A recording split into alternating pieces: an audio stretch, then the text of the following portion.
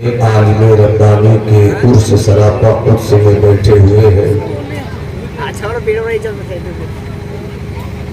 جن کی زندگی کا اوڑھنا بچھونا دین و سنیت اور مسلک اعلی حضرت کی تبلیغ تشہیر کے سوا کچھ نہ تھی۔ میں سمجھتا ہوں کہ جب ایسے عالم کا عرس کیا جائے تو عالمانہ وقار بھی ملحوظ خاطر رہنا چاہیے۔ آتی ہے روز روز کہاں ایسی ہستیاں، آتی ہے روز روز کہاں ایسی ہستیاں، بستی ہے جن کے دم سے محبت کی بستیاں۔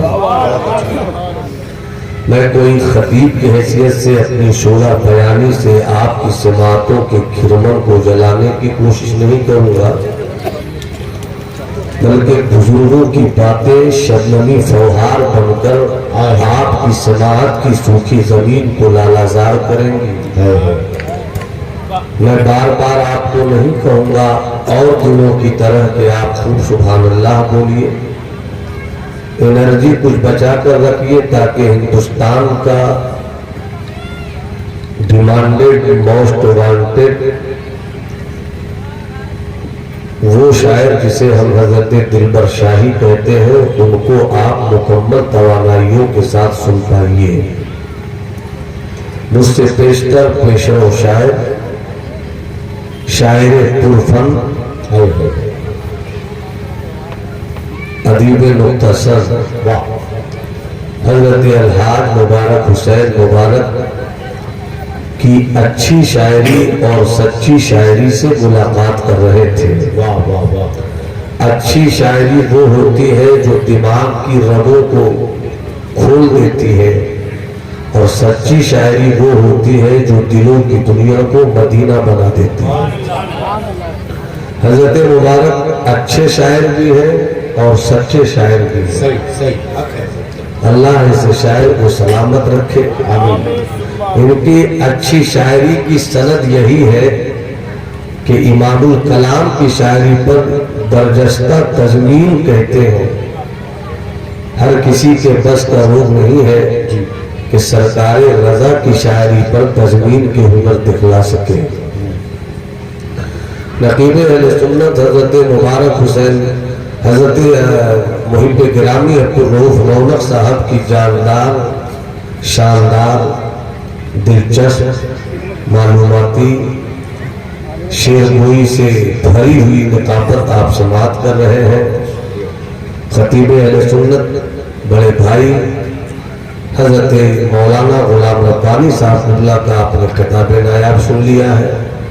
تھوڑی ہی دیر کے بعد آپ ہوئے علم و فقہ، شیخ طریقت، عالم باعمل، صوفی باصفا حضرت علامہ مفتی شمس الدین صاحب قبلہ اپنی پاکیزہ فکروں کے ساتھ، آپ کی سماعتوں کے ساتھ ماتھے کی دو آنکھوں کے درمیان ظاہر ہو کر آپ کو سچے عالموں کی زیارت کا لطف دیں گے۔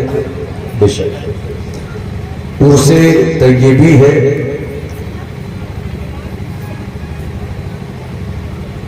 استاد العلماء، شیخ طریقت، یادگار رفتگاں حضرت علامہ مفتی طیب علی رضوی علیہ رحمت و رضوان، جن کی زندگی کی صبح قرآن کی آیات کی تفسیر کو بیان کرنے میں ہوتی تھی، اور زندگی کی شان مصطفیٰ جان رحمت کے کلمات کے گیسوؤں کو سماعتوں کے درمیان آراستہ کرنے میں ہوتی تھی۔ آپ اس زرد خلیل اور عالم ربانی کے عرس میں بیٹھے ہوئے ہیں۔ 35 سے 40 منٹ کی میری گفتگو ہوگی۔ قلت وقت کی تلوار ہر ایک کی فکر و نظر کی گردن پہ آویزہ ہے، اور میں اس بوجھ کو اس وقت بمشکل برداشت کر پا رہا ہوں۔ ابھی ہمارے غالباً حضرت مبارک سے پہلے حضرت ظفر عقیل صاحب کہہ رہے تھے کہ آپ حدیث شریف پڑھاتے رہے، جسد خاکی سے روح نکل کر شہر مدینہ کو پرواز کر گئے۔ جیسے ہی انہوں نے ایک واقعہ حضرت کے تعلق سے کہا، مجھے ایک بات یاد آئی۔ ایک اللہ والے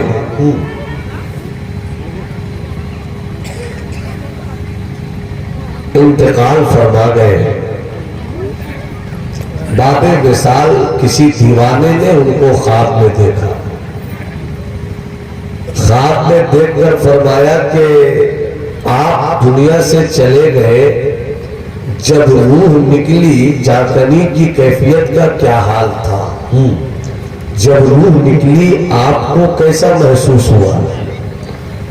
حضرت نے فرمایا میں نے تو وضو کیا، نماز پڑھنے کی تیاری تھی، مجھے احساس تک نہیں ہوا کہ میری روح نکل رہی ہے، میں نماز کی لذتوں میں کھویا ہوا، میں نماز کی لذتوں میں کھویا ہوا تھا۔ اے ادھر کے مسلمانوں، اگر تمہاری قسمت کبھی تم پر ناز کرے اور سو جاؤ، اور سو جانے کے بعد اگر صاحب عرس سراپا عرس حضرت علامہ طیب علی رضوی علیہ رحمہ آ جائے،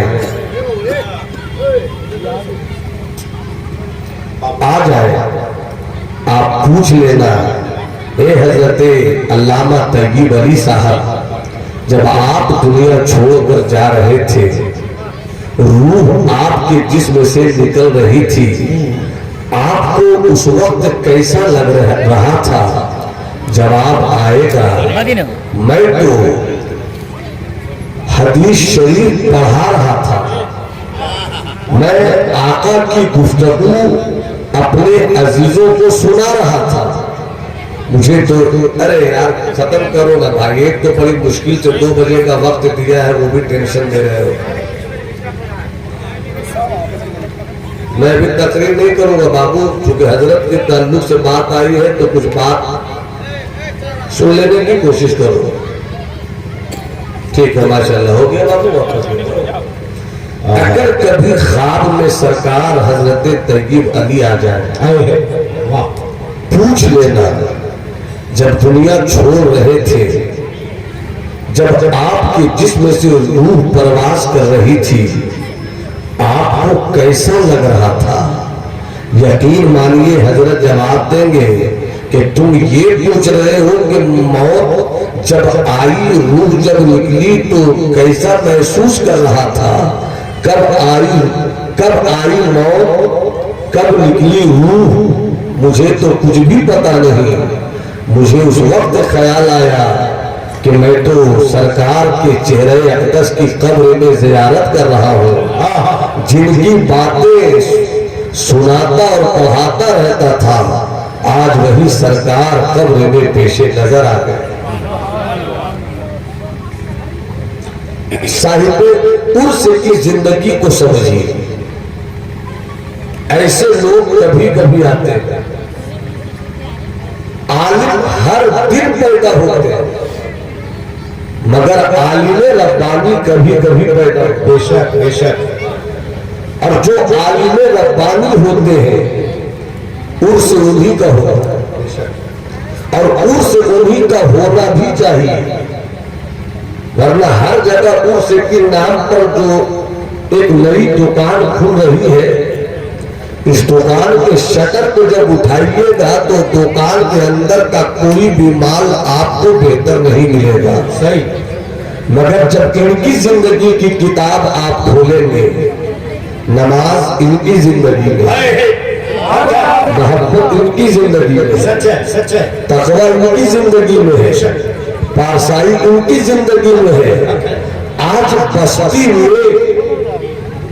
بستی والے جس خلوص کے ساتھ صاحب مزار کا عرس کر رہے ہیں، ان کی زندگی بول رہی ہے، نہ نوارے عاشقانہ، نہ سزائے دل برانا، نہ نوائے عاشقانہ نہ سدائے دلبرانہ، جو دلوں کو فتح کر لے وہی فاتح زمانہ، بے شک جو دلوں کو فتح کر لے وہی فاتح زمانہ۔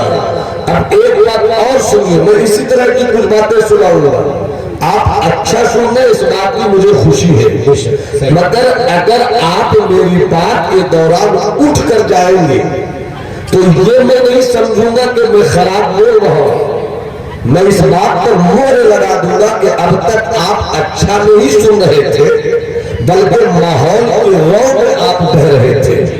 اب ایک واقعہ سناتا ہوں، اگر محبت کے ساتھ پورا مجمع ہاتھ اٹھا کر سبحان اللہ بول دے تو میں اس واقعے کو سنا سکوں۔ ذرا دائیں بائیں دیکھ لیجیے جن کے پاس ہاتھ نہیں ہے، اگر ہاتھ ہے تو حضور طیب ملت سے سچی محبت کا واسطہ دیتا ہوں، پورا مجمع ہاتھ اٹھا کر بولے یا رسول اللہ، اور قبیلت سے کہیے یا حبیب اللہ۔ اب ایک واقعہ اور سنیے، مقصود صرف واقعہ بتانا نہیں ہے بلکہ مجھے یہ بتانا ہے کہ ایسے ہی صف میں اس دور میں صاحب عرف کا شمار ہوتا ہے، ایک بہت بڑے عالم ہے، بہت بڑے علامہ ہے، ہم جیسے لوگ جب عالم ہوتے ہیں تو اس کتاب کو پڑھے بغیر عالم نہیں ہوتے۔ اس کتاب کا نام ہے شرح تہذیب، منطق پر وہ کتاب ہے۔ اب تو وہ علامہ ربانی صاحب ایسے بڑھو، اللہ سلامت رکھے آپ کو، علامہ سعد الدین تفتازانی، کچھ لوگ تفتازانی بھی کہتے ہیں، لا گناہ کا شدہ الگ، نہ تو کوئی جھگڑا نہیں ہے، تفتازانی کہو یا تفتازانی کہو، مگر یہ صحیح ہے کہ علامہ سعد الدین وہی ہے۔ جی اب آپ توجہ سے سنیے گا، صرف 40 منٹ آپ کا میں لوں گا، ابھی میری بات شاید آپ کو بہت اچھی نہ لگے، مگر جب کل سو کر اٹھیے گا میری گفتگو سے مسافہ کیجیے گا اور صاحب عرف کی کتاب زندگی کا ورق کھولیے گا تو آپ کو اس ورق کے نقطے میں میرا یہ واقعہ اسی طرح ملے گا کہ اس دور میں جس طرح عالم کی موت عالم کی موت تھی، اسی طرح حضرت صاحب عرف حضرت علامہ طیب علی رضوی علیہ الرحمہ انہی عالموں میں ہے کہ جن کی موت ایک گھر کی موت رہی ہے، ایک محلے کی موت رہی ہے، ایک بستی کی موت رہی ہے۔ جب ایسے لوگ دنیا سے اٹھتے ہیں تو ایک آلہ کی موت ہو جاتی ہے، ایک آلہ کا انتقال ہو جاتا ہے۔ بے شک نعرہ تکبیر، نعرہ رسالت، پورا لوگ ہاتھ اٹھا کر بولے سبحان اللہ۔ تمہیں کربلا کے شہیدوں کی محبت کا واسطہ ہے، پوری زندگی سے بولے یا نبی اللہ۔ علامہ سعد الدین تفتازانی علیہ الرحمہ، کہا جا رہا بابو پہلے چلے جاتے تو کوئی ٹینشن مجھ کو نہیں تھا، انگلی بھی دکھلا رہے ہیں تو یہ والی انگلی، اب یہ انگلی دکھایا کرو نا، اچھا بچے کے تعلق سے یہ انگلی ہو گئی، ٹھیک ہے، باپ بیٹے دونوں مبارکباد کے مستحق ہیں، محبت سے بولیے سبحان اللہ۔ علامہ سعد الدین بابو کرو، علامہ سعد الدین تفتازانی علیہ الرحمہ، ایک دور ایسا گزرا ہے، ایک پیریڈ ایسا گزرا ہے کہ جو اچھے بادشاہ ہوتے تھے، جو اچھے بادشاہ ہوتے تھے وہ اپنے دور کے بڑے عالموں سے مشورہ کیے بغیر حکومت نہیں کرتے۔ جب تک اچھا عالم ان کے ایوان حکومت کے وزیروں اور مشیروں میں نہیں ہوتا وہ حکومت نہیں کرتے تھے۔ حضرت علامہ سعد الدین تفتازانی بھی اسی دور کے عالموں میں، سمجھ میں بات آ رہی ہے؟ انہی چیزوں کو سنا کرو اگر جلسہ کرو، مگر جلسہ مت کرو، مشاعرہ کرو۔ اب جلسہ کیا ہے آپ نے تو پھر ان باتوں کو سنو جو سننا چاہیے۔ علامہ سعد الدین تفتازانی انہی بادشاہوں میں تھے، آپ اس وقت جس اسٹیٹ میں بیٹھے ہیں اسے جھارکھنڈ کہتے ہیں. کیا کہتے ہیں؟ کب بولو نا, آپ کا جو صوبہ اسے کیا کہتے ہیں؟ جھارکھنڈ کہتے ہیں. کبھی یہ بھی بہار تھا, بٹ کر یہ جھارکھنڈ ہو گیا. مگر جب تک یہ نہیں بنا تھا کچھ دن تک وزیر اعلیٰ اور اس کی پوری ٹیم پٹنہ میں رہتی اور کچھ دن پوری ٹیم رانچی جھارکھنڈ میں رہتی. گرمی کے موسم میں حکومت جھارکھنڈ سے چلاتے تھے اور ٹھنڈک کے موقع پر پٹنہ سے چلاتے تھے. تو پورا کاغذ, پوری حکومت کا عملہ, وزیر ہر ایک ٹرانسفر ہو جاتا تھا اور وہی بیٹھ کر سارے مسئلے حل ہوتے تھے. اسی طرح اس زمانے کے بادشاہوں کا مزاج یہ ہوتا تھا کہ 8 مہینے کے بعد 9 مہینے کے بعد ذرا طبیعت اکتا گئی تو پوری فیملی کے ساتھ, بیوی بچوں کے ساتھ کسی نئی جگہ پر جاتے جو اچھی جگہ ہوتی, صحت کے لیے بہتر, پکنک بھی ہو جائے, تفریح بھی ہو جائے, سیر بھی ہو جائے, انجوائمنٹ بھی ہو جائے. اب پوری ٹیم چاہتی تھی کہ کوئی بھی ملک کا مسئلہ ہوگا تو اسی جگہ بیٹھ کر حل کرے. تو اسی ٹیم میں بڑے بڑے علماء کرام بھی ہوتے تھے. ایک بادشاہ جو حضرت علامہ سعد الدین تفتازانی کے دور کا تھا, اس نے اپنی پوری ٹیم کو لیا اور کسی پہاڑ کی طرف, جس پہاڑ کا ایک حسن تھا, ایک رنگ تھا, وہی ان لوگوں نے ڈیرا ڈنڈا ڈال دیا کہ کچھ دن پکنک منائیں گے, یہی سے حکومت کا سارا معاملہ حل کریں گے. تو انہی معاملوں کو حل کرنے میں جو ٹیم شامل تھی, اسی ٹیم میں حضرت علامہ سعد الدین تفتازانی علیہ السلام تھے. بات سمجھ میں آ گئی؟ اب آگے میں بڑھوں تو مسکرا کر بولیے سبحان اللہ, ہاتھ اٹھا کر بولیے سبحان اللہ. ایک مرتبہ جب پہاڑ پر گئے تو ایک نئی آب و ہوا تھی, نیا ایٹموسفیئر تھا, نیا کلائمیٹ تھا. کچھ لوگوں کی آپ کو وہاں کی آب و ہوا نے سوٹ کیا, کچھ لوگوں کو سوٹ نہیں کیا. تو جن لوگوں کی صحت بگڑنے لگی انہی لوگوں میں ایک تھے امام وقت حضرت علامہ سعد الدین تفتازانی, جن کی صحت گرنے لگی. تو بادشاہ نے جب دیکھا کہ ان کی صحت گر رہی ہے, چہرے کا رنگ اترا ہے, تو بادشاہ نے کہا کہیے مولانا صاحب, گھبرائے سے لگتے ہیں. اچھا گھبرائے سے لگتے ہیں, موت سے ڈر گئے کیا؟ اچھا موت سے ڈر گئے کیا؟ مجھ کو دیکھیے, مجھے تو ڈر نہیں ہے, جب موت آئے گی تو آئے گی. آپ کیوں ڈر گئے مولانا؟ تیقن کی تعلیم آپ کہتے ہو, یقین کا سبق آپ پڑھاتے ہو, خشیت ربانی کے فلسفے آپ سناتے ہو, آپ موت سے کیوں ڈر گئے؟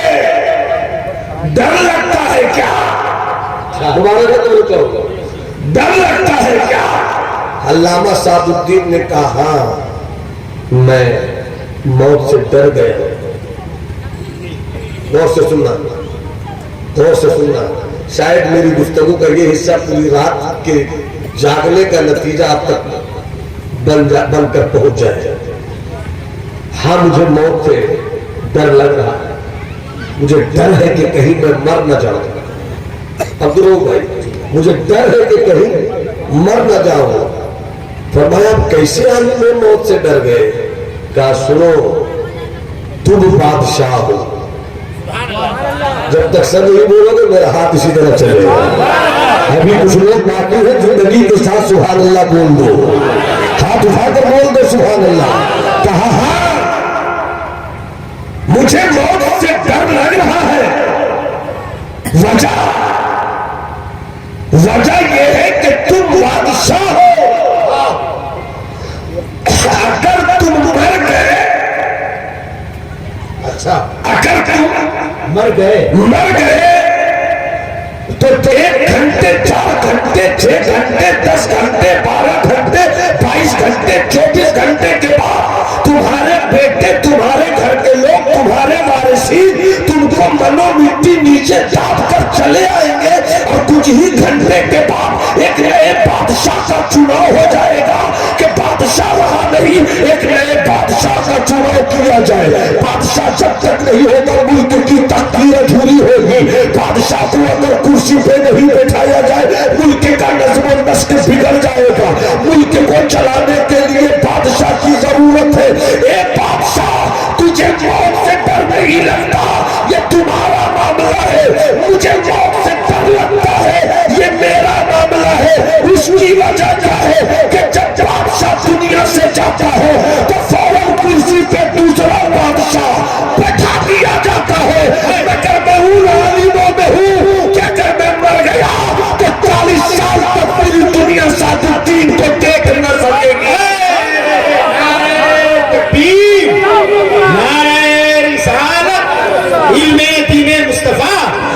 वजीर मरे तो दूसरा वजीर तैयार हो जाता है, बादशाह मरे तो दूसरा बादशाह तैयार हो जाता है, बाप मरे तो बेटा विरासत को तैयार हो जाता है। मगर खुदा की कसम, जब एक आलिम रब्बानी का विसाल होता है तो ये अल्लाह के रसूल फरमाते हैं, मौतुल आलिम मौतुल आलम, आलिम की मौत आलम की मौत होती है। जब एक आलिम दुनिया से जाता है तो सिर्फ मुल्क का मिजाज नहीं बिगड़ता, वहाँ की तहजीब टूटने लगती है, वहाँ का तमद्दुन टूटने लगता है, वहाँ का एहसास टूटने लगता है, खशियत रब्बानी का सबक पुराना होने लगता है। तस्फिया कल्ब की शराब पिलाने वाला कोई नहीं होता है, तस्किया नफ्स की शराब देने वाला कोई नहीं होता है।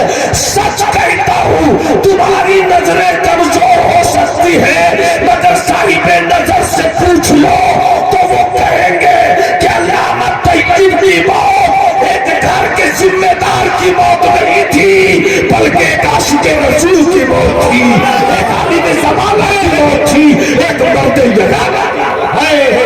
नारे तकबीर, नारे रिसालत, कुर्से तकबीर मिल्लत। एक हदीस शरीफ याद है, सुना तो हाथ उठाकर बोलिए सुभान अल्लाह। हदीस शरीफ है, सरकार फरमाते हैं, उहदू आलिमन और मुतअल्लिमन और मुस्तमिअन और मुहिब्बा। भाईजान सुन लीजिए मेरे दोस्त, इसलिए मैं नहीं सुना रहा तो जलसा आपने कहा, इसलिए सुनाया हो कि सुनना चाहिए। वला तकुमिल खामिस फतहली। जी आप यहाँ जितने लोग बैठे सब चाहते हैं ना कि कामयाब रहे। जो लोग चाहते हैं कि हम कामयाब हो वो हाथ उठाकर बताएं। अरे माशाअल्लाह, सब चाहते हैं, कामयाबी सब चाहते हैं, मगर कामयाबी होटलों में बैठकर खुशगपियां करने से नहीं मिलेगी। कामयाबी आवारगी की गलियों में चलकर अपने आप को बर्बाद करने में नहीं मिलेगी। कामयाबी वहां मिलेगी जहां मुस्तफा ने बताया। बोलो ना भाई सुभान अल्लाह। ये न्यूटन की थ्योरी, आइंस्टाइन का नजरिया, सुकरात की बुकराती, फाराबी का नजरिया, ये तुम्हें कामयाबी नहीं दे सकता है। कामयाबी लेनी है तो अफरंग की गलियों से निकलकर मौला अली के शहर नजफ पे चले जाओ। बेशक कामयाबी लेनी है तो करबलाए मुअल्ला आका हुसैन के शहजादों के इलाके में चले। बेशक कामयाबी लेनी है तो सिद्दीक के सिद्क से मुलाकात कर लो। मैं सिर्फ 40 मिनट बोलूंगा, 20 मिनट हो चुका है। कामयाबी लेनी है उमर के अदल से गले मिलो। कामयाबी लेनी है उस्मान की शर्म हया को अपने वजूदे फिक्र का झूमर बना दो। सुभान अल्लाह। कामयाबी लेनी है हजरत मौला अली की शजाअतों शहादत के जज्बे दिलनवाज से अपने आप को करीब करो। और जो मुस्तफा ने नुस्खा दिया है, उतर कर हेरा से सुए कौम आया और एक नुस्खे कीमिया साथ लाया। तुम नाकाम हो नहीं सकते अगर मुस्तफा के हो जाओ بے شک नाकाम हो, इसका मतलब ये है कि आप मुस्तफा के नहीं हुए। बहुत कड़वी और सच्ची हकीकत बता रहा हूं, ये अपनी जगह पर फैक्ट है कि मन क़ाल ला इलाहा इल्लल्लाह क़द दख़लल जन्नह, صحیح जिसने ला इलाहा इल्लल्लाह मुहम्मद रसूलुल्लाह पढ़ लिया वो जन्नत में दाखिल हो गया। आप सच्चे दिल से ये कलमा पढ़ते हो, मगर आप मुसलमान हो तो सिर्फ आपको जन्नत की तलब में जिंदगी नहीं गुजारनी है इस तरह के हमने पढ़ा कलमा जन्नत मिल गई, बल्कि जो दुनिया तुम्हें मिली है इसे भी अपने किरदार से जन्नत बना लो। واہ بے شک इसे भी अपने किरदार से जन्नत बना लो। इसे कौन बनाएगा? आप दुआ करते हैं, नमाज पढ़ते हैं, आप लोग नहीं पढ़ते हैं। जो लोग नमाज पढ़ते हो हाथ उठा कर बताए, अरे कम से कम जुमा तो पढ़ने करते हैं ना भाई, तो काहे टेंशन ले रहे हैं? हाँ, अल्लाह तौफीक दे 5 वक्त की नमाज पढ़ो। आप मुसलमान हैं और 5 वक्त की नमाज नहीं पढ़ते, इससे बड़े अफसोस का मकाम और क्या है? अभी मेरी जगह था हजरत, अजान हो गई, उलमा भी तुम बैठे थे, तो एक आलिम ने कहा ऐसा है ना कि लोग चले जाएंगे फातिहा कर लिए पहले नमाज बाद में पढ़ लेंगे। اللہ हमने कहा अफसोस है इसी मौलवियत का, रोना आता है इसी मौलवियत पर। जब मौलवियों का हाल ये होगा तो फिर मेरी कौम का हाल क्या? मेरा ख्याल है कि जिन लोगों ने देखा है हजरत की जिंदगी, واہ मैं बिहार और झारखंड के 3 आलिमों से बड़ा मुतासिर हूं। جی एक तो मेरे वालिद माजिद अलैहि रहमतुल्लाह व रिज़वान की खलवत भी मैंने देखी और जलवत भी। الحمدللہ एक साहिब मज़ार, واہ और इस वक्त गनीमत है हमारे दरमियान शमसुल उलमा हज़रत अल्लामा मुफ्ती शमसुद्दीन साहब से। फिर न कहना हमें खबर न हुई, جی جی جی جی फिर न कहना हमें खबर न हुई। बस थोड़ी सी बात आप सुनिए, मोहब्बत से बोलिए सुभान अल्लाह, हाथ उठाकर बोलिए ना सुभान अल्लाह। कामयाबी मिलेगी कहाँ? आप नमाज पढ़ते हैं, नहीं भी पढ़ते हैं, दुआ करते हैं। क्या दुआ करते हैं? रब्बना आतिना फिद दुनिया हसना व फिल आखिरति हसना, ऐ हमारे रब हमें दुनिया में भलाई दे।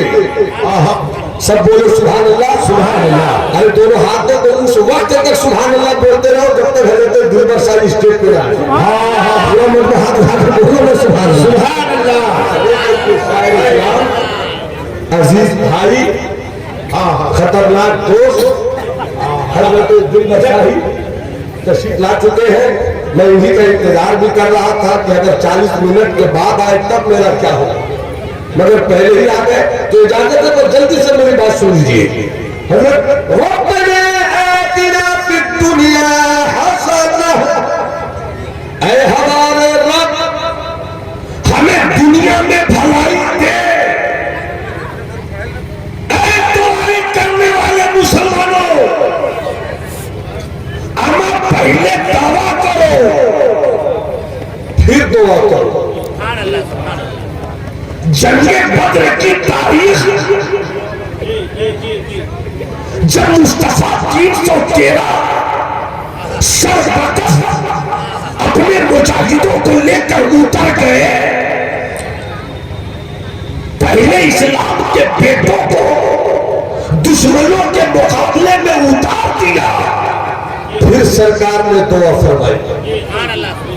पहले दुआ नहीं, पहले दावा करो फिर दुआ करो। फलक इजाबत से दुआ टकराएगी।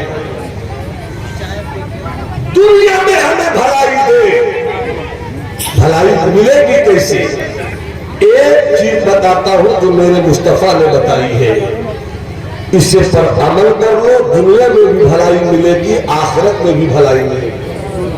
वो हदीस शरीफ मैंने तिलावत की, उख्तु आलिमन औ मुतअल्लिमन, ऐ इस्लाम के बेटो, रिक्शा चलाने वालों,